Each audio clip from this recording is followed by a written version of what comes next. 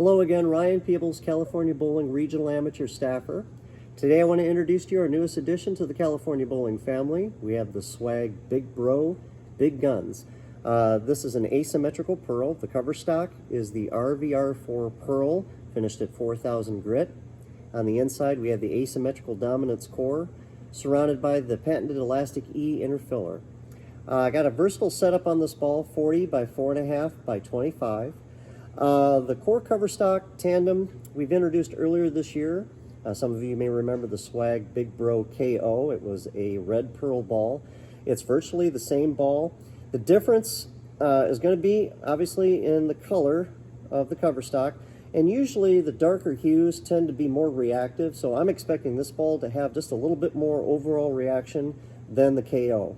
And what I'm going to do right now is I'm going to take this ball out in the lane, and like I've always said before, show you what it can do.